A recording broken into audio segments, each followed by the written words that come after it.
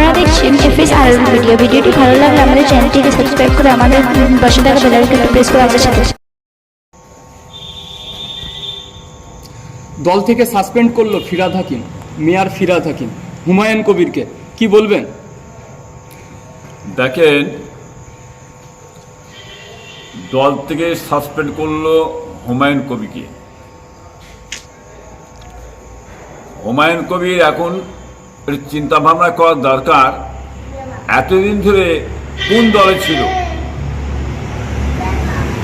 বা তার উদ্দেশ্যটা সেই দলে কি ছিল, সেই দলটা কত স্বার্থপর দল, কি বুঝলে, কি কারণে সাসপেন্ড করলো?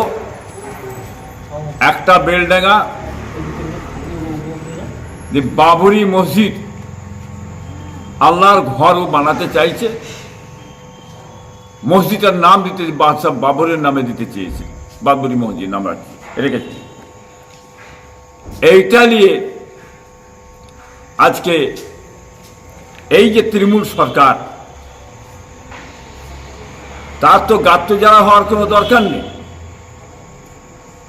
ভারতবর্ষে বাবরি মসজিদ একটা কেন 20-50টা হতে পারে, হওয়ার অধিকার আছে, বুঝলেন। মাদ্রাসার যে কোনো মানুষ করতে পারে, মসজিদ যে কোনো মানুষ করতে, ধর্মীয় ব্যাপার। এই ধর্মীয় ব্যাপারে একটা মসজিদ তৈরি হচ্ছে, এইটার বেলায় বাধা দেওয়া হচ্ছে, আটকানো হচ্ছে। কারণটা কি? হিন্দু ভাইদের মন্দির হচ্ছে বিভিন্ন এলাকাতে, সেটার বাধা তো মুসলিমরা দেয় না, কোনো সরকারও তো দেয়নি। আজকে এই মসজিদটা করার জন্যে বাধা দিচ্ছে, তাকে সাসপেন্ড করা হলো কেন? কি কারণটা কি? কি অশুদ্ধ কাজ করেছে সে?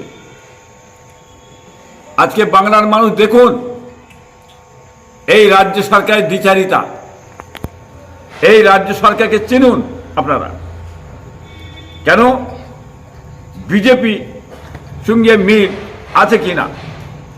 আজকে যে রাজ্য সরকার আরএসএস এর চক্রান্ত হচ্ছে, মুসলিমদের যে কোনো জিনিস করতে গেলে বাধা দাও, মুসলিমদের ফাঁকি দাও, মুসলিমদের ঘরে বঞ্চিত করো।